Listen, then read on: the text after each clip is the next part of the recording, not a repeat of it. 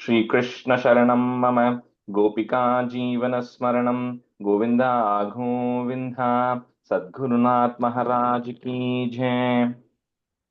Shuklam Bharadaram Vishnum Shashivarnam Chaturbhujam Prasanna Dhyayet Sarva Vignopashantaye. Namo Namas Sadgurubhya Sadgurubhyo Namo Namaha. Namo Namas Sadgurubhya Sadgurubhyo Namo Namaha. Satchidananda Rupaya Vishwotpattyadi Hetave Tapatraya Vinashaya Shri Krishnaya Vayam Numaha.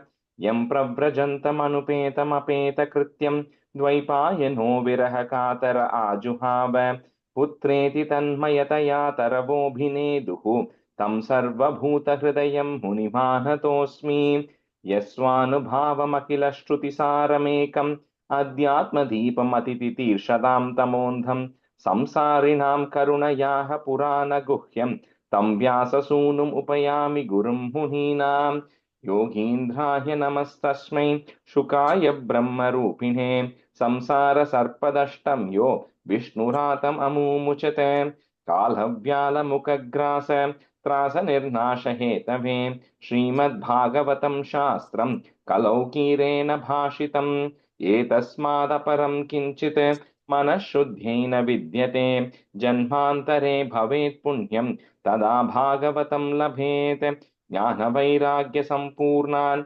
हरिभक्तिपरायणान् पूर्वाचार्यातहं वन्दे सम्प्रदायप्रवर्तकान् भगवन्नाम साम्राज्य लक्ष्मी सर्वस्वविग्रहं श्रीमद्बोधेन्द्रयोगीन्द्र देशिकेन्द्रम् उपास्महे कलिकालोचितं धर्मं नाम संकीर्तनात्मकं निर्णेतुम् अवतीर्णं तं प्रेमिकं सद्गुरुं भजे हरे रामेति कृष्णेति नाम संकीर्तनं सदा लोकक्षेमाय कुर्वन्तं प्रेमिकं सद्गुरुं भजे जन्माद्यस्य यतोऽन्वयात् इतरतश्चार्तेष्वभिज्ञस्वराट् तेने ब्रह्महृदाय आदिकवये मुह्यन्ति यत्सूरयः तेजो वारिमृदां यथा विनिमयो यत्र त्रिसर्गो मृषा धाम्ना स्वेन सदा निरस्तकुहकं सत्यं परं धीमहि धर्मः प्रोज्झितकैतवोऽत्र परमो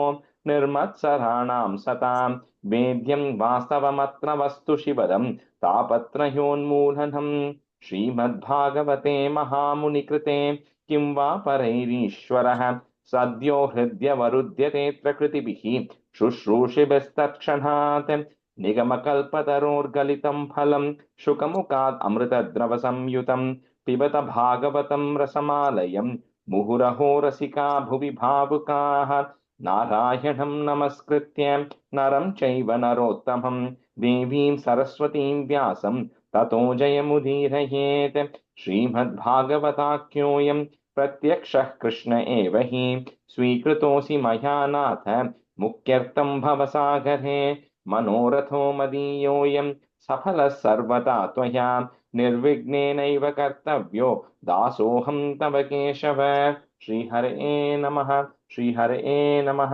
श्रीहरे नमः गोपिका जीवन स्मरणं गोविंदा गोविंदा सद्गुरुनाथ महाराज की जय. Hello everyone. Sorry we missed two classes back to back, so hope we will have the continuity from now on. My throat is also gone, after yesterday. Um, Okay, so 16th, we had finished up to 10. So what I'll do is I'll probably take some time to just explain the meaning of 16, and then we'll continue from 11. So 16, 17 is really like a continuation that goes between these two chapters. And there's not kind of much activity happening, but there's more detailed explanations, right? So we'll kind of keep it at a high level. So in 15th chapter, we saw how kind of the Pandavas had abandoned everything, left everything, and then they had departed. And before they departed, Yudhishthira made Parikshit one of the only leftover grandson as the king of Hastinapura and all the kingdom they had, right? So that's what happened in 15. So from 16 is where the Just one quick question, Rajesh. Rajesh, what is the difference between Vanaprastham and Mahaprastham? This is Mahaprastham, isn't it? What they are going, abandoning everything and going to. Yeah, I There don't know is what no. I don't know what Mahaprastham is. So typically the Vanaprastham comes before you take sannyasam. Okay, so the Vanaprastham is kind of also you're abandoning everything. You're abandoning everything you have, you're abandoning all the relations and everything, and you're going to the forest. Because going to the forest essentially means not having the luxury of everything, right? And not having people around you, not having relatives and things. And there you then get ready for becoming for sannyasam, right? So in sannyasa, when you go, that's a higher state where you probably don't even talk to anybody. You know, it's a completely different level altogether. That's between vanaprastham and sannyasam. And I don't know what the mahaprastham is. I So don't know. there is not Vanaprastham, we have a destination.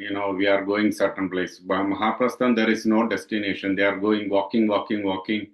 And Okay, whenever they are falling down, that is. probably. So maybe in this case, to your point, that's what essentially ends up happening to the Pandavas is they just keep walking. So they are not quite going to the forest to retire. To your point, right? So maybe if there's a different mean term for it, and you're right on that front because they didn't go like what Yudhishthira, what Dhritarashtra did. They didn't do that because Dhritarashtra specifically went to the Himalayas and then he started, meditating and doing that. The Pandavas case, they didn't do that. They just abandoned everything and then they started going, right? So maybe that's a subtle difference there.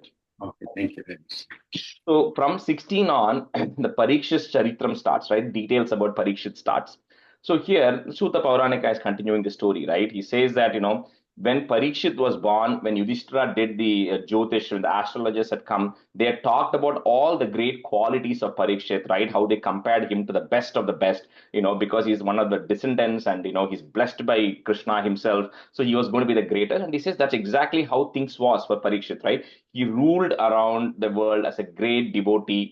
He had all the right qualities and everything that they had actually said. And the important thing they call out about Parikshit, this is a Mahabhagavata in the sense. See, one is telling, right? A lot of us can tell or preach, but Parikshit actually followed everything more importantly. And more importantly, he was also able to convert other people to become devotees, right? Which is what the greatness of Parikshit was. So he kind of, a lot of people started following Parikshit because of what he was following, what he was implementing and converting. Essentially, he was doing all good things. So then Parikshit ends up marrying his, so his mother's name is Uttara, but that Uttara had a brother called as Uttara. So if you look at in Hindi or right or in English, it's like putting Uttara is Uttara and Uttara is Uttara, right? So that differentiates male and female. That's one important thing in Sanskrit. When you add R at the end, it becomes female.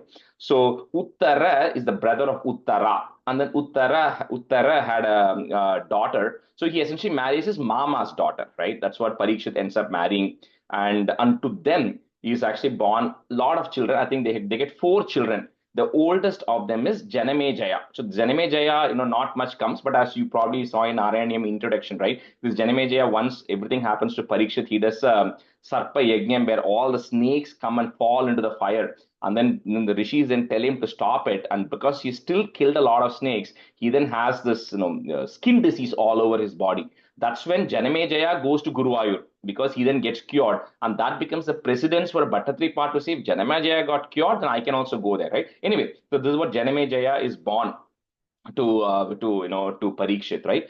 And then Parikshit then was under the guidance of Kripacharya, who was the spiritual master, and then they performed three Ashwamedha yajnas, right, on the bank of Ganges. So he was doing all the right things, and he talked about how in those days when great Kripacharya and Parikshit and others come and do the Ashwamedha yajna, the demigods who come, people can actually see them because they were blessed enough to be able to witness, which we don't see nowadays, right? So anyway, so all of this is things are all going fine.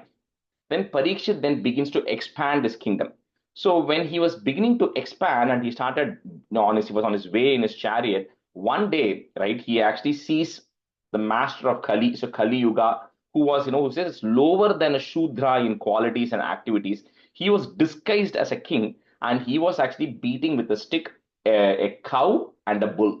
So when he was beating a cow and a bull with a stick, then Parikshit being the king, he immediately catches him. And then, the Sutta Puranika says that he gives him punishment and lets him go. So at that time, the Shaunaka Rishi says, hold on, Parikshit is the king. He's seeing somebody who's not only who's disguised as a king, which is itself is bad, then he's hurting a cow and a bull. And how come Parikshit is letting that person live? How is Parikshit getting away with just simply giving him a small punishment, right? And then they say very nicely, Shaunaka Maharishi says to Sutta Puranika, only tell us if the rest of the story is relevant to loving Krishna. He says, if it's just going to be another Parikshit story or why Parikshit did this or something, we don't care about it, right? Because we eventually want to go and talk about things eventually into Krishna. He says, only if this thing is very relevant to Krishna, then please tell us why Parikshit did not do anything to that, right? So for this, then the Sutta Puranika says, no, it is relevant because anything about Parikshit is relevant to Krishna. And then he continues with the story here, saying that when everything was going fine for Parikshit, suddenly, and this kind of a flashback, right, going back a little bit.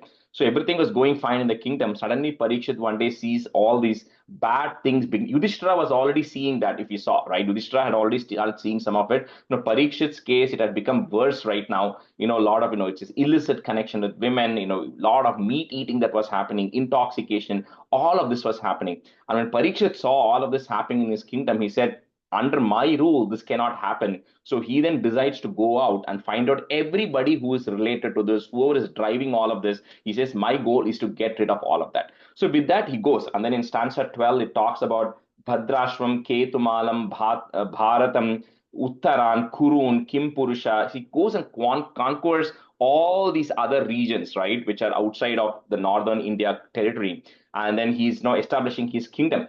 And wherever he goes, he is always hearing about how great your forefathers were. Arjuna, the Pandavas, you're all blessed by Krishna. I can't believe Krishna helped you all win this war. He was always with your family. And how Krishna also protected here you, right, Parikshit as well. So the more and more Parikshit hears about all of these things, already he was very devoted to Krishna. The more he heard about all of this from others, his devotion to Krishna also increased several fold, right? So when all this is happening and Parikshit is going, right, across from region to region, that's when he sees at one place, he sees this bull and a cow getting beaten. Now, what this bull and the cow are represented here, right? The bull is dharma, which is the an embodiment of all the religious principles, which is dharma, that is in the form of a bull. And earth itself is in the form of a cow, because earth is related to a cow, because just like how cow gives milk and then cow gives, even the chanam that comes from the cow is used for other things, and from the milk, ghee and everything comes. So it's like an earth. So both the earth and the principles were getting beaten by the Shudra. So that's what he's actually seeing. So at that time, there was a conversation which is actually happening between them, which Parikshit doesn't see. So first, the conversation is between the Dharma. Bull is asking the cow. He's saying, "Cow, I'm seeing that you are crying. You are appear so beaten down, right? This is before the Shudra is beating them. The bull is telling the cow, you appear so beaten down. You appear so weak. Why is it? Are you having some internal disease? Something is happening, or are you thinking about something that has actually happened to one of your relatives?" He says, look at me. I'm Dharma. I'm standing on one leg. Are you looking at me and feeling sad how I've lost my other three legs? Is that why you're crying? So this conversation is happening between the bull and the cow in this chapter, right? So it goes on to say, are you worried because, nobody is doing any yajnam? And because nobody is doing any yajnam, no rain is coming, or people are beginning to eat you, which is big. People are beginning to eat all the cow. There is famine everywhere. People, women are not being respected. So all that long conversation happens between the bull and the cow. So in stanza 19, you'll see Dharma Vacha, which is where the bull starts the conversation. And then he goes on, the bull keeps asking all these questions to the cow as to why are you upset? And then it says, maybe when Krishna was roaming on earth, right? Then Mahalakshmi herself, she left Vaikuntham and came and stayed with Krishna, right? On earth, and because they both were walking, all the imprints of Krishna and Mahalakshmi were all over you, were all over the earth. So of course you must have been extremely prosperous then. But now that Krishna and Mahalakshmi have all kind of departed from this incarnation, maybe you are completely given up, right? You are kind of, everything is lost for you. Maybe that is the reason. That's what the dharma, which is the bull, is telling. So that from 25, Dharanyu Vacha, Dharani means earth. So Dharani, the earth, which is in the form of cow, he's actually now giving a response to the bull saying, what you said is right. He says, whatever and then it talks about, the Lord himself has laid out all these principles of what is right. You as Dharma, your role is to execute those principles, right? So you are not laying out principles as Dharma. Your role is to execution of that. That is what Yamaraja's, Dharmaraja's role is, execution of it. And in Satya Yuga, you had 4 feet because everything was getting followed. Then in Treta Yuga, it got reduced 1/4. And then in Dwapara Yuga, it became half. And now in Kali Yuga, you are standing on 1 foot. And when your 1 foot also goes away, that's when the end of the Kali Yuga happens. So he says, even you have gone through this degradation, right? Which across all of this. And then from 26 to 30, he's just talking about all the principles, right, which are laid out by the Supreme Lord, which talks about how you should be truthfulness. And when we go through that, I'll maybe highlight some of that. Satyam, Shaucham, Daya, Shantihi, Tyagaha. So all of the principles which are actually laid out, it lays out all of that over 4 stanzas. And says all of this is we are beginning to lose, because of which you are also losing. And this conversation is now happening between the bull and the cow. That's when at the end of this stanza, and Parikshit is roaming around, he's coming, and then he hears the tail end of this conversation between the bull and the cow. So that's where this chapter comes to an end. 16. And then in 17, the conversation happens between Parikshit and the bull and the cow, right? And then we'll go to then Parikshit's eventual demise will come later. Okay, so we'll start from 11 today. So let me see who I had today. We covered 11, Rajesh. Oh, we covered. Yeah. We start from 12. Swalankritam is where we have to start. Yeah. I think Swalankritam is 11, right? No, that's what I have. In my book it is actually 11th Pannamari. I mean, I don't see it marked. Yeah, I think sure. we finished till Samyuga Shaundiradade. We finished until then. Okay. That's okay. right. Yeah. Okay, that was 10 in my book. Okay. Yeah, but we'll start from Swalankritam. Yeah. Okay. Okay. Sriram, you can be a student today, first half, and then let me see who I had. Sure. Okay. Swalam kritam shyama turanga yojitam, comma, ratham mrigendra dvajam ashritah purat, vrito rathashva dvipapatti yuktaya, comma, swasenaya digvijayaya nirgatah. Swalham kritam shyama turanga yojitam ratam mrigendra dvajamashritah purat, vrito ratashva dvipapatti yuktaya swasenaya digvijayaya nirgatah.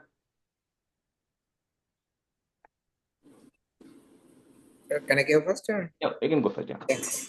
Swalankritam syama turangayochitam radam mrigendra dvajamasrita purat prado radasvat vibhakti yuktaya swasenaya digvijayaya nirgadaha. Swalankritam syama turangayochitam radam mrigendra dvajamasrita purat radasvat vibhakti yuktaya swasenaya digvijayaya nirgadaha. Oh, Srividya, are you there? Good. Sorry. Okay. Swalankritam shyamaturangayojitam ratam mrigendradvajamashritah purat vrito ratashvatidvipattiyuktya swasenaya digvijayaya nirgatah. The second line just before the comma, yuktaya. Ik sound. Yuktaya. Okay. Swalankritam shyamaturangayojitam ratam mrigendradvajamashritah purat vrito ratashvatvipapatiyuktaya swasenaya digvijayaya nirgatah. Bhadrashvam ketumalam cha, comma, bharatam chottaran kurun kim purushadini varshani, comma, vijitya jagrihe balim. Bhadrashvam ketumalam cha bharatam chottaran kurun kim purushadini varshani vijitya jagrihe balim. Patrasvam kedumalam cha bharadam chottaran kurun kim purushatini varshani vijitya chakruhe balim. Patrasvam kedumalam cha bharadam chottaran kurun kim purushatini varshani vijitya chakruhe balim. Bhadrashvam ketumalam cha भारतं चोत्तरान् कुरून् किं पुरुषादीनि वर्षाणि विजित्य जगृहे बलिं भद्राश्वं केतुमालं च भारतं चोत्तरान् कुरून् किं पुरुषादीनि वर्षाणि विजित्य जगृहे बलिं तत्रोपशृण्वानः स्वपूर्वेषां महात्मनां प्रगीयमानं च यशः कृष्णमाहात्म्यसूचकम् तत्रोपशृण्वानः स्वपूर्वेषां महात्मनां प्रगीयमानं च यशः कृष्णमाहात्म्यसूचकम् तत्रोपशृण्वानः स्वपूर्वेषां महात्मनां प्रकीयमानं स यशः कृष्णमाहात्म्यसूचकम् सूचकम् सूचकम् ओके तत्रोपशृण्वानः स्वपूर्वेषां महात्मनां प्रकीयमानं स यशः कृष्णमाहात्म्यसूचकम् तत्रोपशृण्वानः स्वपूर्वेषां महात्मनां प्रगीयमानं च यशः कृष्णमाहात्म्यसूचकम् तत्रोपशृण्वानः स्वपूर्वेषां महात्मनां प्रगीयमानं च यशः कृष्णमाहात्म्यसूचकम् आत्मानं च परित्रातं, that ma you break it, put a im comma, next word will start with the a. Ashwattamnostra tejasa, ashwattamno astra tejasah, but it comes together. Ashwattamnostra tejasah sneham cha vrishni parthanam comma tesham bhaktim cha keshave. So not only he protected you from Ashwatthama etc., but the Vrishni clan, which and then the Pritha clan, which is Kunti, and all of them, Krishna kept them all together, right? Because of the devotion to Keshava, they all remained together. आत्मानं च परित्रातम् अश्वत्थाम्नोऽस्त्र तेजसः स्नेहं च वृष्णिपार्थानां तेषां भक्तिं च केशवे. आत्मानं च परित्रादम् अश्वत्थाम्नोऽस्त्र तेजसः स्नेहं स वृष्णीपार्थानां तेषां भक्तिं च केशवे. Srinavad, Atmanam only. I think second time we said Atmanam. It's Atmanam. Okay. आत्मानं च परित्रादम् अश्वत्थाम्नोऽस्त्र तेजसः स्नेहं स वृष्णीपार्थानां तेषां भक्तिं स केशवे. आत्मानं च परित्रातम् अश्वत्थाम्नोऽस्त्र तेजसः स्नेहं च वृष्णिपार्थानां तेषां भक्तिं च केशवे.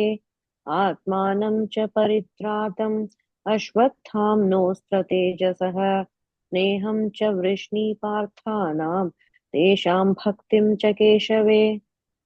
तेभ्यः परम संतुष्टः कौमा प्रीत्युजृंभित, one word, प्रीत्युजृंभित लोचनः महाधनानि वासांसि कौमा ददौ हारान् महामनाः.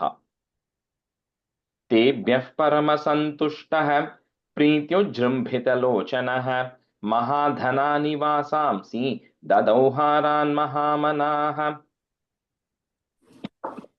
तेभ्यः परमसन्तुष्टः पृथ्युजृम्भितलोचनः महादानानि वासांसि ददौ हारान् महामनः. महाधनानि, second line first word. महाधनानि ओके. तेभ्यः परमसन्तुष्टः पृथ्युजृम्भितलोचनः महाधनानि वासांसि तदौ हारान् महामनः. तेभ्यः परमसन्तुष्टः प्रीत्युजृम्भितलोचनः महाधनानि वासांसि ददौ हारान् महामनाः. तेभ्यः परमसन्तुष्टः प्रीत्युजृम्भितलोचनः महाधनानि वासांसि ददौ तदौहारान् महामनाः सारथ्य पार्षद सेवन सख्य दौत्य put a plus वीरासनानुगमन one word वीरासनानुगमन स्तवन प्रणामान to those two lines together स्निग्धेषु पाण्डुषु जगत् प्रणतिं च विष्णोः put a visarga and comma there. Next word on top of the word bhaktim, there is a ir that goes away. Bhaktim karoti nripatish charanara साहृत्य पार्षद सेवन सख्य दौत्य वीरासनानुगमन स्तवन प्रणामान् स्निग्धेषु पाण्डुषु जगत् प्रणतिं च विष्णोः भक्तिं करोति नृपतिश्चरणारविन्दे. Rajesh ji, the second letter, is it Sarathya or Sahatya? Saratya. Okay, thank you. It is referring to when you were a charioteer to the Pandavas. Rajesh, third is Snikteshu Pandusha Jagat Pranitimsa Vishnuho. Vishnoho. Vishnoho. Apram? Bhaktim, a comma, and then Bhaktim karoti nripatish charanarvinde. Okay. Okay. Saratya Parashada Sevana. Oh, very letter. Satya Parashada Sevana Sakya Dhautya. You can break it each of those words. Saratya Parashada Sevana Sakya Dhautya Virasa Nanukamana Stavana Pranaman Snikteshu Pandusha Jagat Pranitim Cha Vishnuho Bhaktim Karoti Nripadi Saranara Saratya Parashada Sevana Sakya Dautya Virasa Nanukamana Stavana Pranaman Snikteshu Pandusha Jagat Pranitim Sa Vishnuho Bhaktim Karoti Nripati Saranara Vinde. And the third line end with the Vishnoho. Okay. Oh, Pranitimsa Vishnoho. Apra Bhaktim dane? Yeah, that's correct. Yeah. Pranitimsa Vishnoho. Bhaktim Karoti Nripati Saranara Vinde. सारथ्य पारषद सेवन सख्य दौत्य वीरासनानुगमन स्तवन प्रणामान् स्निग्धेषु पाण्डुषु जगत् प्रणतिं च विष्णोः भक्तिं करोति नृपतिः शरणारविन्दे सारथ्य पार्षद सेवन सख्य दौत्य वीरासनानुगमन स्तवन प्रणामान् स्निग्धेषु पाण्डुष जगत् प्रणतिं च विष्णोः भक्तिं करोति नृपतिश्चरणारविन्दे. Again, the first line and the second time you said it is Parashada. I think first time you said it correct. Yeah, yeah. Parashada. Tasyevam vartamanasya, comma, purvesham vrittim anvaham nati dure kilascharyam, comma, yedasid tanni bodhame. तस्यैवं वर्तमानस्य पूर्वेषां वृत्तिमन्वहं नाति दूरे किलाश्चर्यं यथासीत् तन्निबोध मे. यस्यैवं वर्तमानस्य पूर्वेषां वृत्तिमन्वहं नाति दूरे किलाश्चर्यं यथासीत् तन्निबोध मे. First word tasyaivam. Tasyaivam, right? Tasyaivam vartamanasya purvesham vrittimanvaham nati dure kilascharyam yadasit tannibodame. तस्यैवं वर्तमानस्य पूर्वेषां वृत्तिमन्वहं नातिदूरे किलाश्चर्यं यदासीत् तन्निबोध मे. तस्यैवं वर्तमानस्य पूर्वेषां वृत्तिमन्वहं नातिदूरे किलाश्चर्यं यदासीत् तन्निबोध मे. धर्मः पदैकेन चरन्, comma, बिच्छायाम् उपलभ्यगाम् पृच्छति स्माश्रु वदनां, comma, बिभत्साम् इव मातरम्. धर्मः पदैकेन चरन् विच्छायाम् उपलभ्यगाम् पृच्छति स्माश्रुवदनाम् विवत्सामिव मातरम्. धर्मः पदैकेन सरन् विच्छायामुपलभ्यकां पृच्छति स्म श्रुवतनां विवत्सामिव मातरम् धर्मः पदैकेन सरन् विच्छायामुपलभ्यकां पृच्छति स्माश्रुवतनां विवत्सामिव मातरम् धर्मः पदैकेन चरन् विच्छायामुपलभ्यकाम् पृच्छति समाश्रुवदनां विवत्सामिव मातरम्. See the second line, second word, smashruvadanam. Smashru, okay. धर्मः पदैकेन चरन् विच्छायामुपलभ्यकाम् पृच्छति स्माश्रुवदनां विवत्सामिव मातरम्. Dharma vacha. So here is where the conversation starts between them both.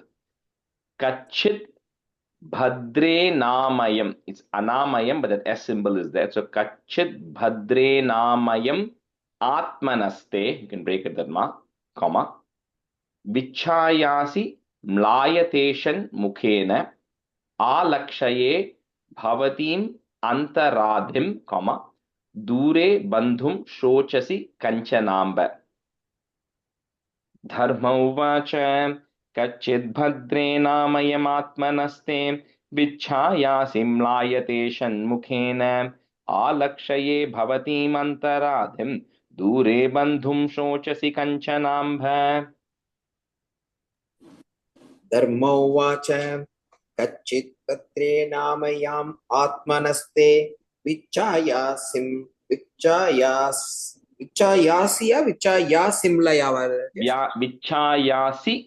म्लायतेषन्. धर्मोवाच कच्चित्पत्रे नामयम् आत्मनस्ते विच्छायासि म्लायतेषन्मुखेन आलक्ष्ये भवतीम् अन्तराधिं दूरे बन्धुं शोषसि कञ्चनाम्ब. धर्मोवाच कच्चित्पत्रे नामयाम् आत्मनस्ते विच्छायासि म्लायतेषन्मुखेन आलक्ष्ये भवतीम् अन्तराधिं दूरे बन्धुं शोचसि कञ्चनाम्ब. First line, last word, mlaya. It starts with the mlaya. Vichayasi mlayateshanmukhena. Okay. कच्चिद्भद्रे नामयम् आत्मनस् धर्म उवाच कच्चिद्भद्रे नामयम् आत्मनस्ते विच्छायासि म्लायतेषन्मुखे आलक्ष्ये भवतीम् अन्तराधिं दूरे बन्धुं शोचसि कञ्चनाभम्.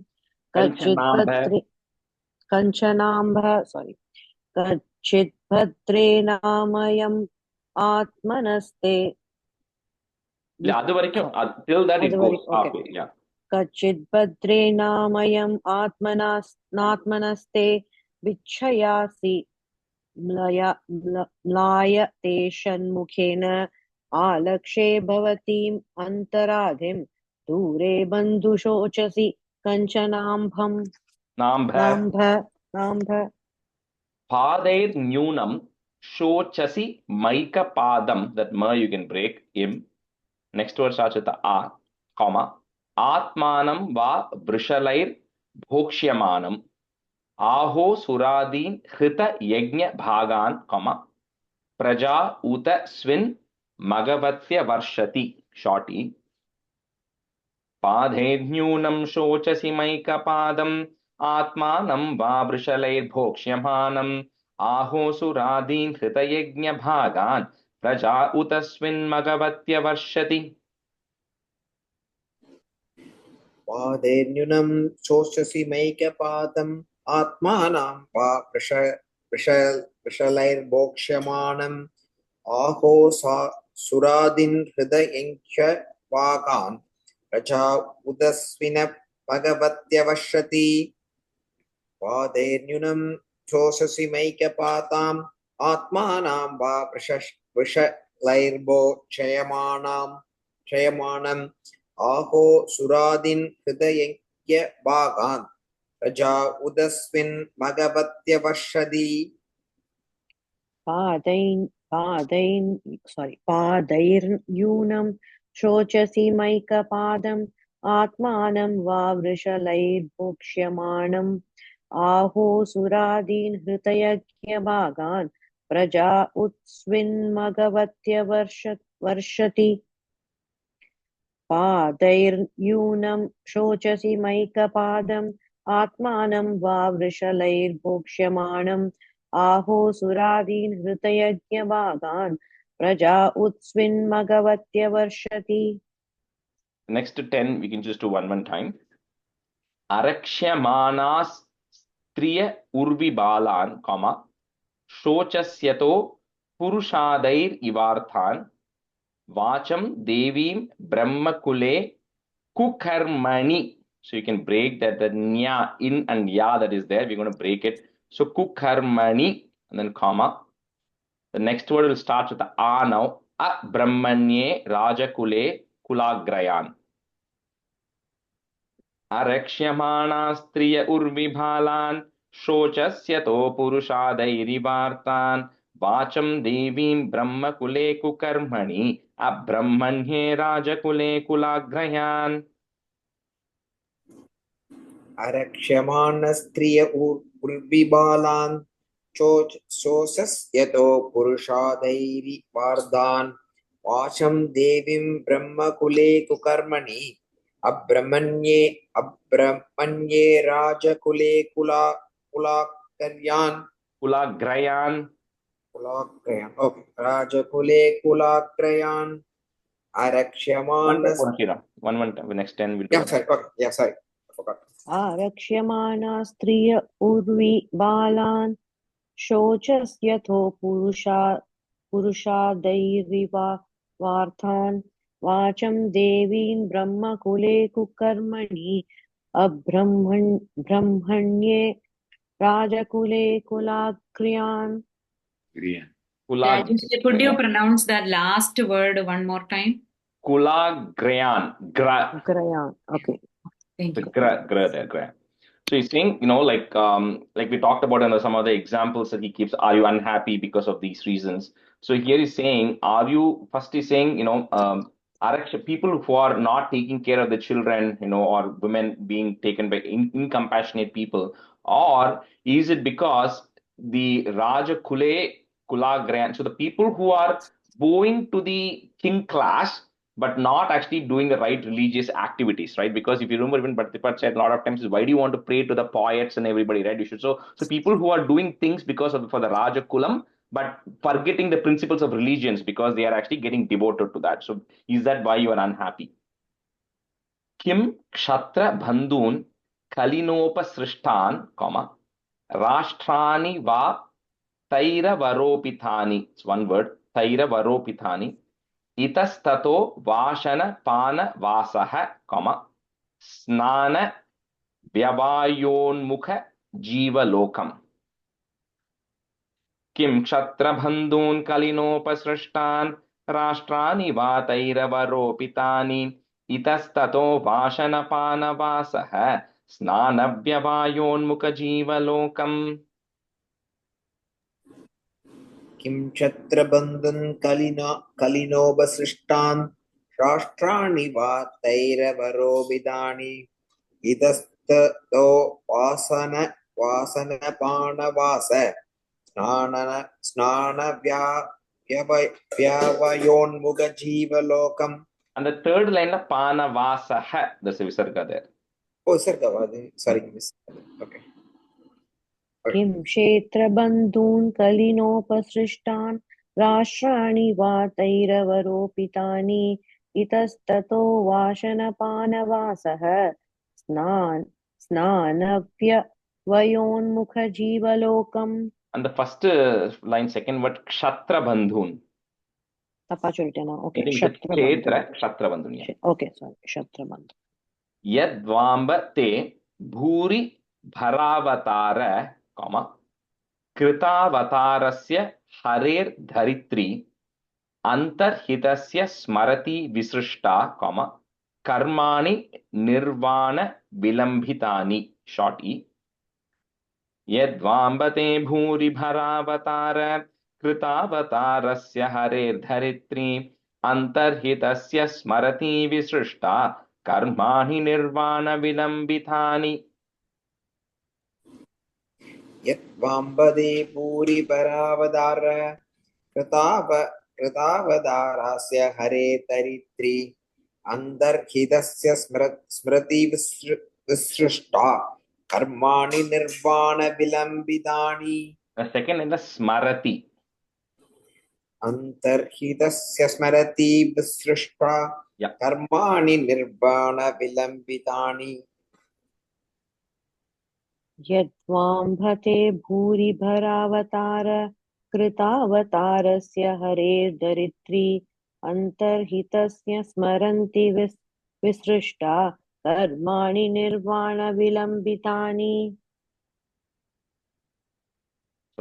इदं ममाचक्ष्व तवाधिमूलं कमा वसुन्धरे येन विकर्षितासि कालेन वाते बलिनां बलीयसा कमा सुरार्चितं किं हृतमम्ब सौभगम् इदं ममाचक्ष्व तवाधिमूलं वसुन्धरे येन विकर्षितासि कालेन वाते बलिनां बलीयसा सुरार्चितं किं हृतमम्ब सौभगम् इदं ममासक्ष्व तवातिमूलं वसुन्धरे येन विकसितासि कालेन वादे बलिनां बलीयसा सुरार्चितं किं हृदमम्ब सौभगम्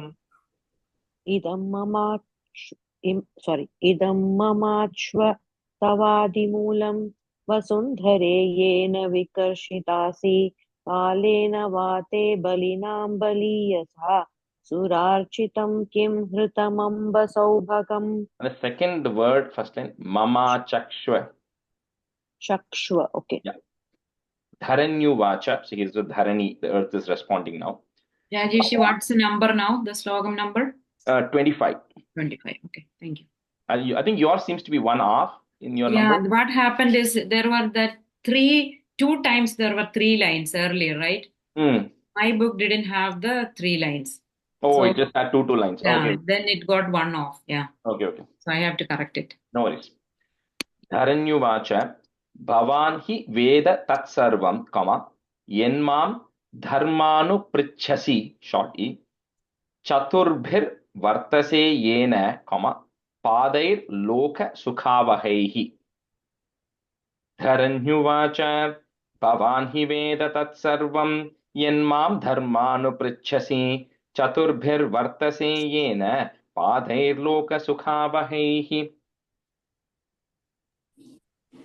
धरण्युवाच भवान् हि वेद तत्सर्वं यन्मां धर्मानुपृच्छसि चतुर्भिर्वर्तसे येन पादैर्लोकसुखावहैः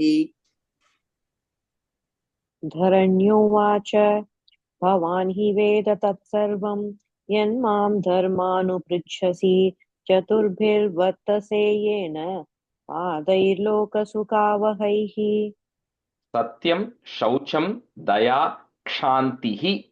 Put a visarga, remove that is visarga, comma. Tyagas, Santosha, Arjavam. Shamo, Damas, Tapas, Samyam, comma. Titiksho, Paratish, Shrutam. This is where next 4 stanzas it starts describing the 40 principles of religion which one is supposed to follow, which is established by the Supreme Lord, but Dharmaraja is just enforcing or executing that.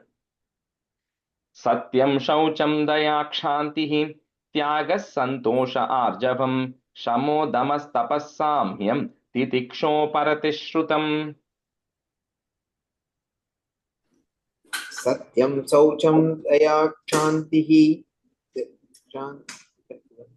सत्यं शौचं दया क्षान्तिः त्यागः सन्तोष आर्जवम् समो तमस्तपः साम्यम् तिदिक्षो भरति सुदम् सत्यं शौचं दया क्षान्तिः त्यागः सन्तोष आर्जवम् शमो दमस्तपः साम्यं तितिक्षोपरतिः श्रुतम् ज्ञानं विरक्तैर ऐश्वर्यं, you can break it if you want, comma, शौर्यं तेजो बलं स्मृतिः स्वातन्त्र्यं कौशलं कान्तिः, put the visarga comma, the next word, the dhairyam, that ir goes away, there's a ir on top of dhai, dhairyam mardavamevacha, ज्ञानं विरक्तैरैश्वर्यं शौर्यं तेजो बलं स्मृतिः स्वातन्त्र्यं कौशलं कान्तिः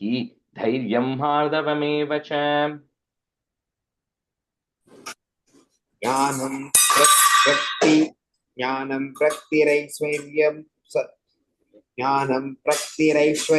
शौर्यं तेजो बलं स्मृतिः स्वातन्त्र्यं कौशलं कान्तिः धैर्यं मार्दवमेव च।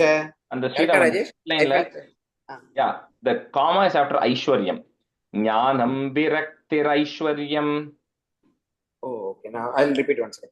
Jnanam viraktirashwaryam शौर्यं तेजो बलं स्मृतिः स्वातन्त्र्यं कौशलं कान्तिः धैर्यं मार्दवमेव च। Correct, but in the second line, first word, you said swatantrayam. You said it's not full tra, it's only half tra. Swatantriyam. Oh, okay. Swatantriyam. Okay. Okay. Jnanam Jnanam viriktairaishwaryam shauriyam tejo balam smritihi swatantriyam kaushalam kantihi dhairyam martavameva cha. Second line, first word, first line, second word, sorry. Viraktir. Okay. Viraktir. Okay, I'll change it. Okay. Viraktir. Okay. Pragalbyam, again, small, half ill, half ba. Pragalbyam, prashrayashilam, comma, saha ojo balam bhagaha, gambhiryam, stairyam, astikyam. You can break it with ma. Stairyam, astikyam, comma, kirtir, manonaham, kritihi. Pragalbyam, prashrayashilam, saha ojo balam bhagaha, गांभीर्यं स्थैर्यमास्तिक्यं कीर्तिर्मानोनहं कृतिः। प्रागल्भ्यं प्रश्रयशीलं सह ओजो बलं भगः गांभीर्यं स्थैर्यमास्तिक्यं कीर्तिर्माननो कृतिः। कीर्तिर्मानोनहं break panam Rajesh. Last break word. because the kirtir is one word, then mano and then anaham, but in the anaham it has the s symbol, right? So you kind of have to say that thing together. Manonaham kritihi. Okay. Kirtirmanonaham kritihi. Pragalpyam prashrayashilam saha ojo balam bagaha gambhiryam stairyam आस्तिक्यं कीर्तिमानोनहं कृतिः। Kirtir is something. Okay, कीर्तिर्मानोनहं कृतिः. Okay, we'll switching halfway point. Revati, you can be student, and Madhu, you can be student. Ete chanye cha bhagavan, comma, put a in there, comma. Next word starts with a ni. Nitya yatra mahagunaha prartya mahatvam ichadbihi, visarga, comma, ichadbihi. Next end about the na, the ir goes away. Na biyanti sma karhichit. You can do two times for 20 minutes. Ete chanye cha bhagavan nitya yatra mahagunaha prartya mahatvam ichadbihi na biyanti sma karhichit. எத்தனாவது ஸ்லோகம்? 29. ஞானம் விரக்திர் ஐஸ்வர்யம் அதான் இல்ல அது இல்ல ஏதே சான்யே ச பகவன். Oh yeah, got it, sorry, it's a different number here. एते च अन्यच्च भगवन्नित्या यत्र महागुणाः प्रार्थ्या महत्त्वमिच्छद्भिः न वियन्ति समकर्हिचित्. There in the first line, the pause is at Bhagavan. Ete chanye cha Bhagavan. एते च अन्ये च भगवन् नित्या यत्र महागुणाः प्रार्थया महत्त्वमिच्छद्भिः न वियन्ति स्म कर्हिचित्. And then the cha only, you don't have to break it. You can say chanye, that's the right way. I mean, you don't have to break it. And the which one? Second line of the first word, second word of the first line. Partaya mahatva. Chanye, chanye. Ete chanye. Oh, ete chanye. Okay. Yeah. Okay. एते चान्ये च भगवन् नित्या यत्र महागुणाः प्रात्यामकत्वम् इच्छद्भिः न वियन्ति स्म कद्चित्. एते चान्ये च भगवन् नित्या यत्र महागुणाः प्रात्यामकत्वम् इच्छद्भिः न वियन्ति स्म कद्चित्. तेनाहं गुणपात्रेण श्रीनिवासेन साम्प्रतं शोचामि रहितं लोकं पाप्मना खलिनेक्षितम्. तेनाहं गुणपात्रेण श्रीनिवासेन साम्प्रतं शोचामि रहितं लोकं पाप्मना खलिनेक्षितम्. तेनाहं गुणपात्रेण श्रीनिवासेन साम्प्रतं शोचामि रहितं लोकं पाप्मना खलिनेक्षितम्. तेनाहं गुणपात्रेण श्रीनिवासेन साम्प्रतं शोचामि रहितं लोकं पाप्मना खलिनेक्षितम्. तेनागं गुणपात्रेण श्रीनिवासेन साम्प्रतं शोचामि रहितं लोकं पाप्मना खलिनेक्षितम्. तेनागं गुणपात्रेण श्रीनिवासेन साम्प्रतं शोचामि रहितं लोकं पाप्मना खलिनेक्षितम्. आत्मानं चानुशोचामि भवन्तं चामरोत्तमं देवान् पितॄन् ऋषीन्. You can break that word if you're not able to say it together. It's pitrun, long double r. Pitrun ऋषीन् साधून् sarvan varnam statashraman. So varnam statashraman comes as one word. Atmanam chanushocami bhavantam chamarottamam devan pithun rishin sadhun sarvan varnam statashraman. Atmanam chanushocami bhavantam samarottamam devan pitrun rushin sadhun sarvan varnam tatashraman. Right? Yeah, correct.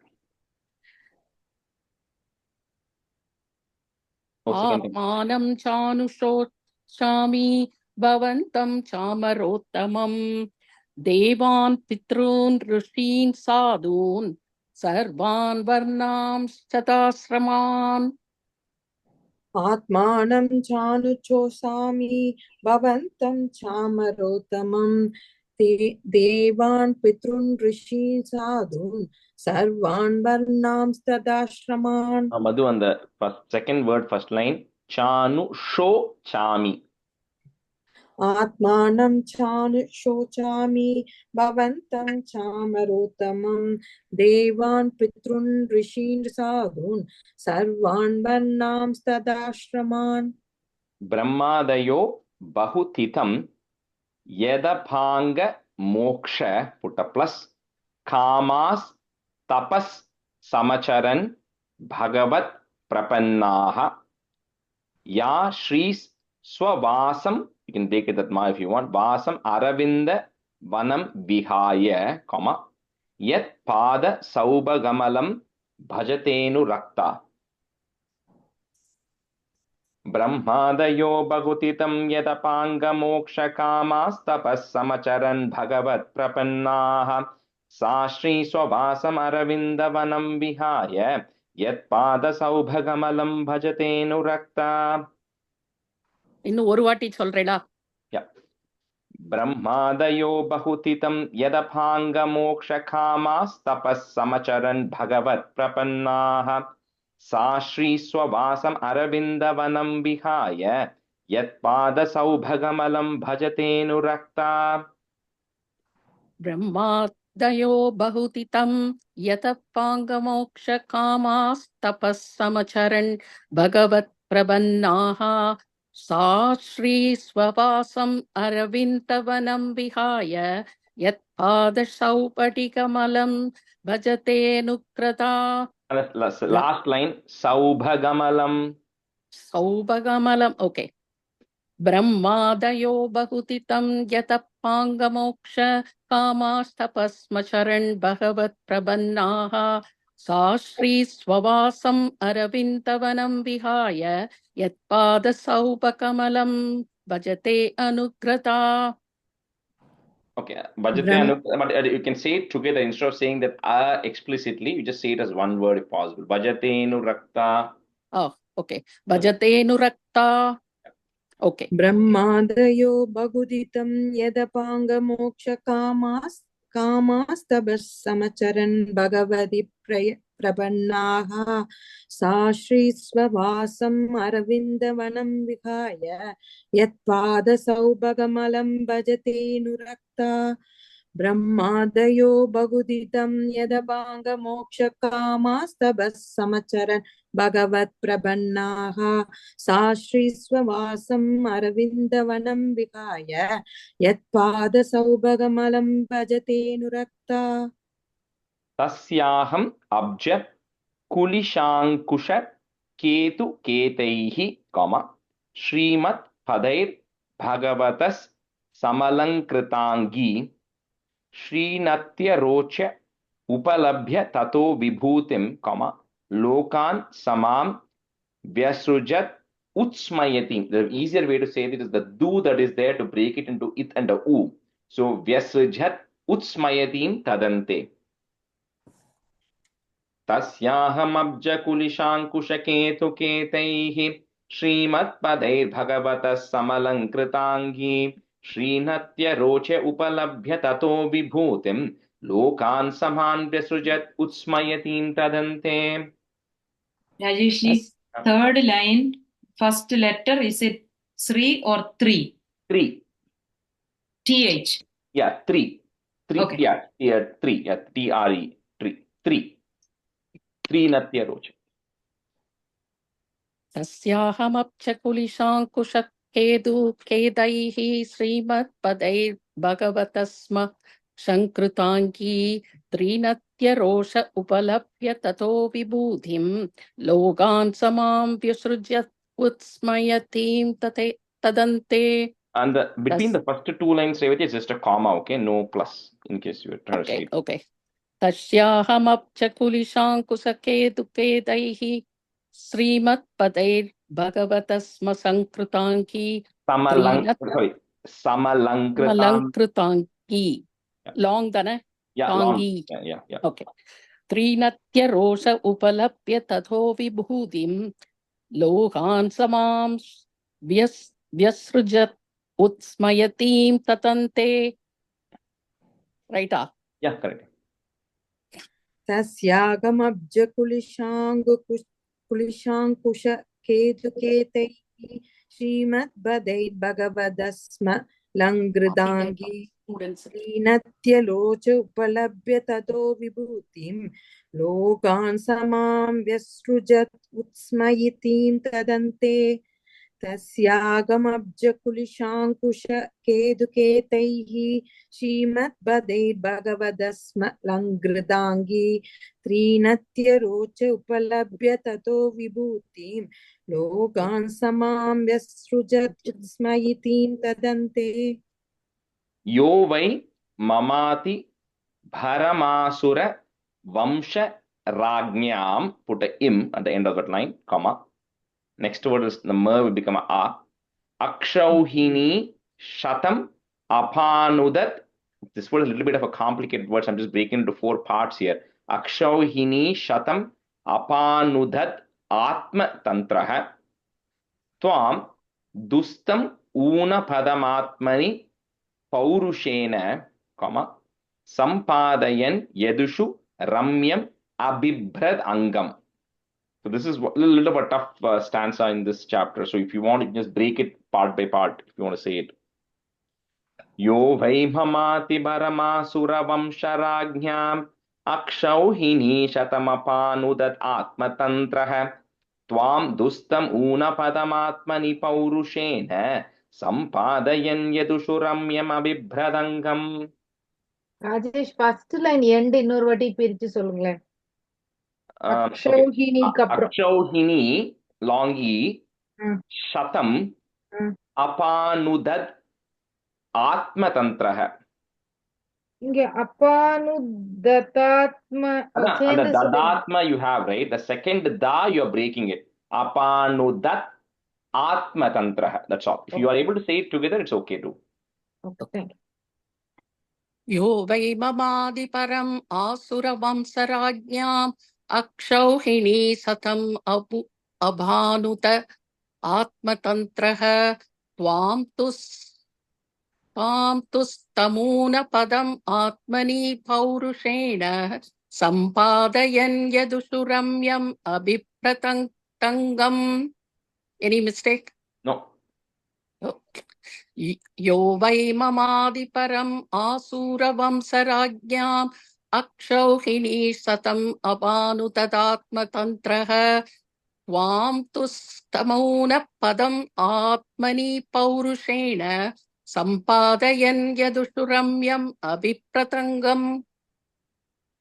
यो वै ममादिपरमासुरवंशराज्ञाम् अक्षौहिणी शतमपानुदत् आत्मतन्त्रः त्वां तुस्तम् how do you separate that? I'm sorry. Tvam dustam una. Okay. Longu. Okay.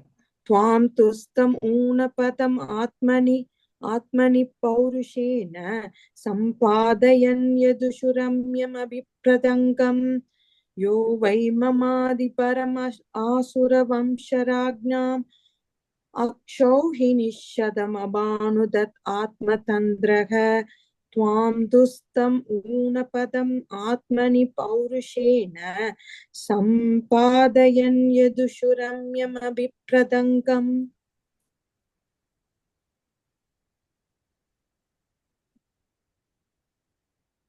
Oh, sorry. Kava saheta viraham purushottamasya, comma, premavaloka ruchira smita valgu jalpaihi स्थैर्यं समानम अहरन मधु मानिनीनाम, comma, रोमोत्सवो मम यदंग्रि बिटंकितायाः.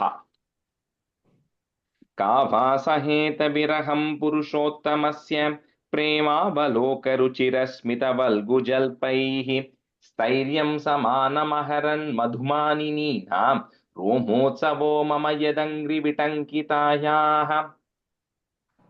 आवासकेत विरहं पुरुषोत्तमस्य प्रेमावलोकरुचिरस्मितवल्गुजल्पैः धैर्यं समानमहरन् मधुमानिनीनां रोमोत्सवो मम यतङ्क्रिविटङ्गितायाः. The third line, first word, स्थैर्यम only I have. Is அந்த is வந்து silent இல்ல அப்போ. இல்ல இருக்கு. அது ப்ராப்பர் இஸ் தான் स्थैर्यम. स्थैर्यम. ஓகே. It's स्थैर्यम. ஓகே.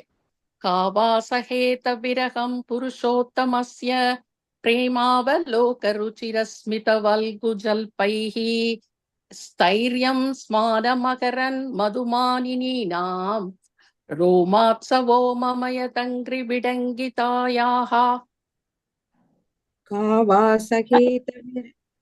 சரி ஒரு நிமிஷம் ஒரு நிமிஷம். ஸ்தைரியம் சமானதான் எங்க சமானம் அஹரன். Okay. Samana Maharan, you might have it. You can say it together also. I just broke it and the im I just broke. So Samana Maharan. कावासखेद विरगं पुरुषोत्तमस्य प्रेमावलोकरुचिरस्मितवल्गुजल्पैः स्थैर्यं समानम्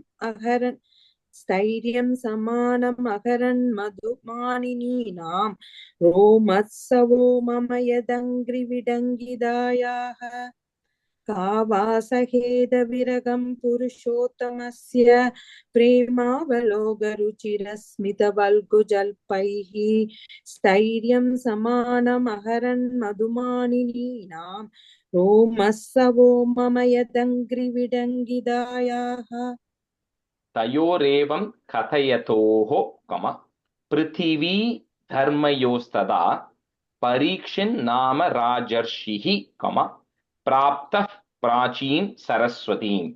So that's why when this bull, the cow and the bull were talking to each other, when Earth and the Dharmaraja were talking to each other, at that time Parikshit ends up coming there. He meets them on the banks of Saraswati, which is flowing east. तयोरेवं कथयतोः पृथिवी धर्मयोस्तथा परीक्षिन्नाम राजर्षिः प्राप्तः प्राचीं सरस्वतीम्. तयोर्येवं गतयतोः पृथिवी धर्मयोस्तथा परीक्षिन्नाम राजर्षिः प्राप्तः प्राचीं सरस्वतीम्. तयोर्येवं गतयतोः पृथिवी धर्मयोस्तथा परीक्षिन्नाम राजर्षिः प्राप्तः प्राचीं सरस्वतीम्. तयोरेवं कथयतोः पृथिवी धर्मयोस्तदा परीक्षिन्नाम राजर्षिः प्राप्तः प्राचीं सरस्वतीं तयोरेवं कथयतोः पृथिवी धर्मयोस्तदा परीक्षिन्नाम राजर्षिः प्राप्तः प्राचीं सरस्वतीम्. इति श्रीमद्भागवते महापुराणे पारमहंस्यां संहितायां प्रथमस्कन्धे पृथ्वी धर्म संवादो नाम षोडशोऽध्यायः. इति श्रीमद्भागवते महापुराणे पारमहंस्यां संहितायां प्रथमस्कन्धे. What is the name again? पृथ्वी धर्म संवादो. पृथ्वी धर्म संवादो षोडशोऽध्यायः. नाम षोडशोऽध्यायः. Okay, that line is missing in mine. Okay. No worries, yeah. Okay. इति श्रीमद्भागवते महापुराणे पारमहंस्यां संहितायां प्रथमस्कन्धे पृथिवी धर्म संवादो नाम षोडशोऽध्यायः. सप्तदशोऽध्यायः. We start the 17th. सूतौ वाच तत्र गो मिथुनं राजा हन्यमानम् अनाथवत् दण्डहस्तं च वृषलं ददृशे नृपलाञ्छनम्. सूत उवाच तत्र गोमिथुनं राजा हन्यमानमनाथवत् दण्डहस्तं च वृषलं ददृशे नृपलाञ्छनम्. सूत उवाच तत्र को राजा हन्यमानमनाथवती दण्डहस्तं च वृषलं तदृशे नृपलाञ्छनम्. And the Vrishalam is Vrishalam kapran comma. Second line. Okay. सूत उवाच तत्र को राजा हन्यमानमनाथवत् दण्डहस्तं च वृषलं तदृशे नृपलाञ्छनम्. सूत उवाच तत्र को राजा अन्यमानम् अनादवत् दण्डहस्तं च वृषलं तदृशे नृपलाञ्छनम्. सूत उवाच तत्र को राजा अन्यमानम् अनादवत् दण्डहस्तं च वृषलं तदृशे नृपलाञ्छनम्. वृषं मृणाल धवलं मेहन्तमिव बिभ्यतं वेपमानं पदैकेन सीदन्तं शूद्रताडितम्. वृषं मृणाल धवलं मेहन्तमिव बिभ्यतं वेपमानं पदैकेन सीदन्तं शूद्रताडितम् वृषं मृणालतवलं मेहन्तम् इव बिभ्यतं वेपमानं पदैकेन सीदन्तं सूत्रताडितम्. after dhavalam comma. Okay. वृषं मृणालतवलं मेघन्तम् इव बिभ्यतं वेपमानं पदैकेन सीदन्तं शूद्रताडितम्.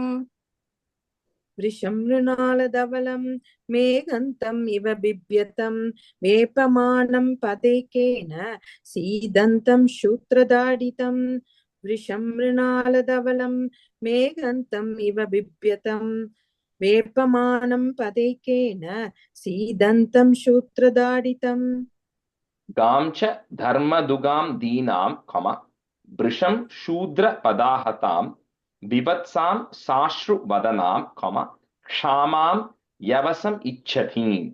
Just say one time, next 10 minutes.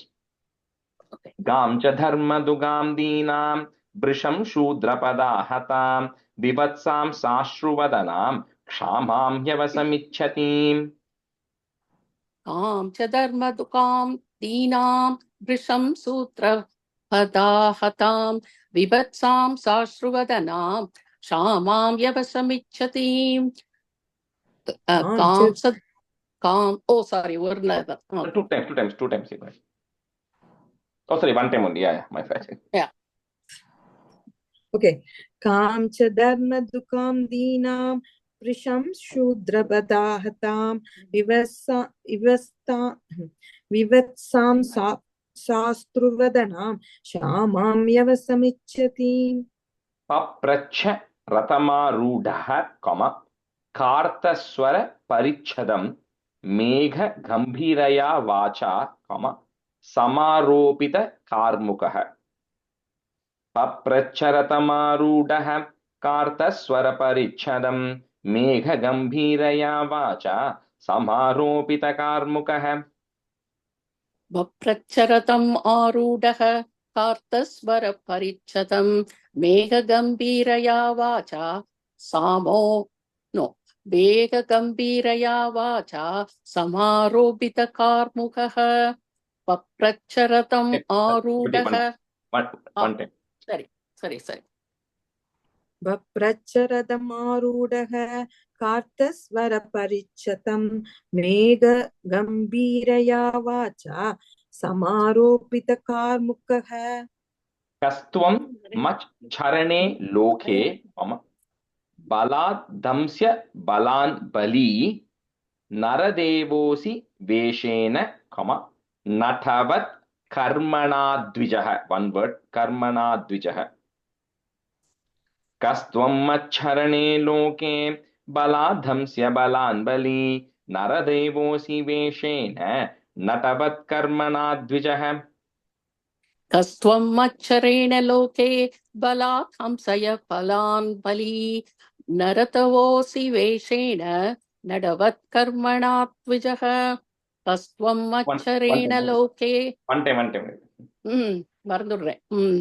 तत्स्वं मच्छरेण लोके बलातंस्य बलान् बली नरदेवोऽसि वेशेन नटवत् कर्मणा द्विजः. And the first line, second word, machcharane. Okay. Tatsvam machcharane loke. Yes, tvam. Some books, my book had it wrong as yat swam. Okay, but in case you have it that way, just correct it. It's yes tvam. Is comes first. Yes tvam krishne gate duram, comma, saha gandiva dhanvana shochosya shochyan rahasi, comma, praharan vadamarhasi.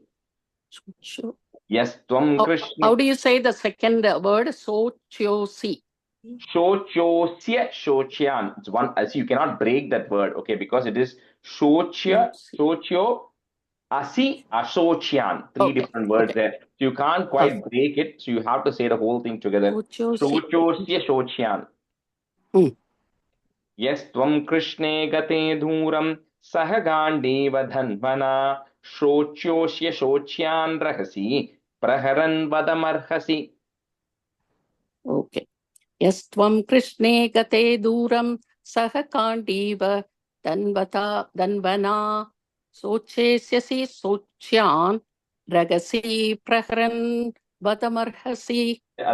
Second line, the comma is after rahasi word, okay, and then सोच्योसि Shochoshya सोच्यान् Shochyan. सोच्योसि सोच्यान्. Lil, you're breaking it. You're saying Shochyosi, you're saying, because you're breaking the Sandhi rule there. So அது வந்து you have to say सोच्योसि सोच्यान्. Shochosya Shochyan. सोच्योच्य सोच्यान्. I will practice with Yeah. I think நீங்க வந்து you're that Shochyosi Ashocyan, right? அப்படிதான் இங்க எழுதி இருக்கு. ஆமா, அது வந்து I think in your book they have separated it out, but you can't generally, it's a right word, Separate. but when you join it, it becomes one word. So okay. सोच्योसि सोच्यान्. practice பண்றேன். यस्त्वं कृष्णे कदे दूरं सग गाण्डीव धन्वना सोच्योऽस्य सोच्यान् रगसि प्रगरन् वदमर्हसि. त्वम्बा मृणाल धवलः कम पादैर्न्यूनः पदाचरन् वृषरूपेण किं कश्चित् कम देवो नः परिखेदयन्.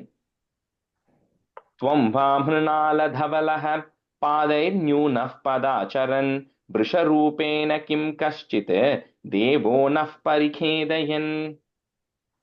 त्वं वा मृणाल धवलः पादैर्न्यूनः पदाचरन् वृषरूपेण किं कश्चित् देवो नः परिखेदयन्.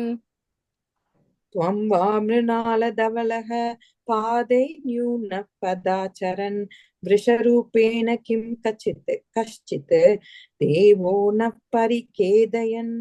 न जातु पौरवेन्द्राणां कम दोर्दण्ड परिरम्भिते भूतलेनु पतन्त्यस्मिन्, cannot break it, भूतलेनु पतन्त्यस्मिन् कम विना ते प्राणिनां शुचः.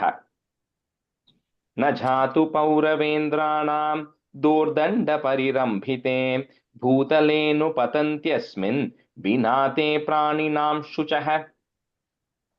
न जातु पौरवेन्द्राणां दोर्दण्ड परिरम्भिते भूतलेनु पतन्यस्मिन् विना ते प्राणिनां शुचः. न जातु पौरवेन्द्राणां दोर्दण्ड परिरम्भिते भूतलेनु बदन्त्यस्मिन् विना ते प्राणिनां शुचः. मा सौरभेयानु शुचो कम व्येतु ते वृषलाद्भयम् मा रोदीरम्ब भद्रं ते कम खलानां मयि शास्तरि. शॉर्टी. मा सौरभेयानु शुचो व्येतु ते वृषलाद्भयम् मा रोदीरम्ब भद्रं ते खलानां मयि शास्तरि. मा सौरपेयानु शुचो मा सौरपेयादु शुचो व्येतु ते वृषलाद्भयम् मा रोतिरम्ब पडित्रं ते कलां मयि शास्तरि. Say that again. I think something went wrong there, and then you said it. मा सौरपेयानु शुचो व्येतु ते वृषलाद्भयम् मा रोतिरम्ब पत्रं ते कलानां मयि शास्तरि. मा सौरभेयानुचुचो शुशो व्येतु ते वृषलाद्भयम् मा रोतिरम्बभद्रं ते कलानां मयि शास्तरि. यस्य राष्ट्रे प्रजास् सर्वाः put a visarga comma. Next word, it start with a trasyante sadvya sadubihi. Okay, it's half id and half vya. Sadvya sadubihi tasya mattasya nashyanti comma कीर्तिर आयुर भगोगतिः. यस्य राष्ट्रे प्रजा सर्वाः त्रस्यन्ते साध्य साधुभिः तस्य मत्तस्य नश्यन्ति कीर्तिरायुर्भगो गतिः. यस्य राष्ट्रे प्रजाः सर्वा त्रस्यन्ते असाधुभिः तस्य मत्तस्य नश्यन्ति कीर्तिरायुर्भगो गतिः. First in the first line Revati, and the sarvaha kapra the pause, okay, comma praja sarvaha, and then I think இந்த again சர்வா அந்த விசர்க்கம் யூஸ் பண்ணாம சர்வா த்ரஸ்யந்தே சொல்லலாமா? if you want to say the whole line together you can use that is and say it. Yes. Okay, so then you can say it, and then but the main thing is the last word there, sadvi. You said sadvi asadubihi, right? That's what probably you have. Again, the sandhi, they have just separated it. They have not done the sandhi. Yeah, it's sadvya sadubihi. But sadvi asadubihi are the two words though. Okay. But when you say it, it becomes one word. So you are using ya, sadvya. Yeah, it becomes sadvya sadubihi. Okay. I'll write it down. यस्य राष्ट्रे प्रजा सर्वाः त्रस्यन्त्य साध्व्य साधुभिः तस्य मत्तस्य नश्यन्ति कीर्तिरायुर्भगो गतिः. We'll stop at 10 today. I'll just maybe say the meaning of 17 up to 16 stanzas, because that's what is one part of the thing. So last chapter we saw how the bull and the cow were having a conversation of why are you so weak, right? They keep kind of talking to each other like that, and that's the point when Parikshit actually comes and meets them having this conversation on the banks of Saraswati.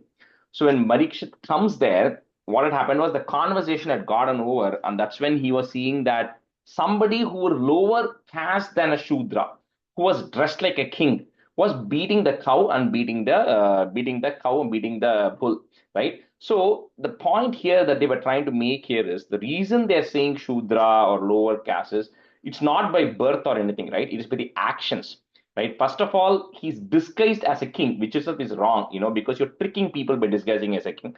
And two is the activity that he was doing was a cow and a bull are very weak, right? They don't have any strength to fight back with you. And now they're already weak and he's beating them with a stick. So that's why they're saying he's lower than a Shudra. So then how they describe the bull, it says the bull is white like a lotus flower. Vrisham Mrinala Dhavalam is white like a lotus flower. It was actually very afraid because the Shudra was beating him and the bull was standing on one leg, right? So it really did not have any weight, any place to run. And it was urinating because the Shudra was beating him. And the cow, like it said, the cow is extremely important because the sages depend just on the cow, because the cow gives the cow dung, which can be used for the fire. The cow gives milk. From the milk, they can actually get butter. They can get ghee. They get all of that, which is actually used for all the sacrifices. So the cow is also extremely important. So this cow, which is the source of all of that, even that was actually getting beaten.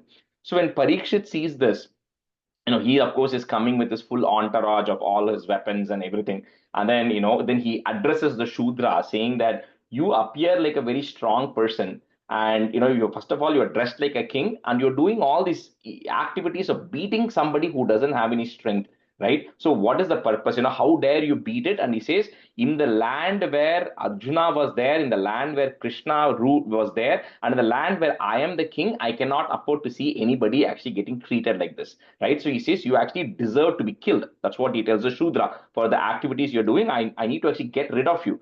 And then, but before he actually acts, he first addresses the bull. He first asks the bull, who are you? Because you look you look like a lotus flower. You look extremely white and looks like a lotus flower. Are you some demigod? But however, why are you standing only on one foot? What happened to your other 3 feet, right? So you kind of starts asking those questions to the bull, and then he says, I am the king. I am the king of this entire region, and I cannot afford to see anybody in tears. And then he addresses the same thing to the cow also. He says, you no longer have to worry. I am there. I'm going to protect you. With all of this, he then asks them the question. He says, I am here to protect you. Each of you now tell me who you are and what has happened to you and why are you being treated like that. So that's what is going pretty much up to 16. And then from 17, then the conversation then goes. The dharma will, or the bull will then talk. So we'll end the class here today. Shri Hare Namaha, Shri Hare Namaha, Shri Hare Namaha. Gopika Jeevana Smaranam Govinda Govinda Sadgurunath Maharaj Ki Jai. Kahena vacha manasendriyerva buddhyatmana va prakrite swabhavat karomi yatyat sakalam parasmai narayanaayeti samarpayami. Thank you, everybody. See some of you Thank today you. evening. Thank you. Thank you, Rajesh. Rajesh. Okay, time irna we'll do that 1.3. Okay, if I think we have 6-7 people coming, so after Narayani we'll do that. You have another Narayani? சும்மா கோவில் இந்த grace லேக்ல வந்து they wanted us to do for like 2 hours, we are kind of Oh, like a okay. pillar to some extent because before the bhajan starts, so another we said okay, so 2 hours we are going to just chant just Krishna chapters. I'll send the list to everybody. So primarily one, and then we'll start from 37, and then we'll do some Krishna chapters, and we'll go to 100. And then I was just telling the people that we can do maybe the 1.3, because 1.3 talks about all the incarnations, right? So that will be a good summary chapter to actually chant today, since you all know that.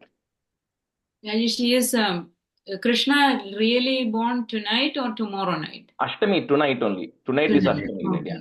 Because in Kerala, No, it's tomorrow. Rohini is tomorrow. Oh, it's because of Rohini. Yeah. Oh, okay. Good night is that Ashtami ends on tonight and starts on tomorrow. Actually, early morning the Rohini starts. Okay. All right. Bye, everyone. Thank you. Bye. Thank you.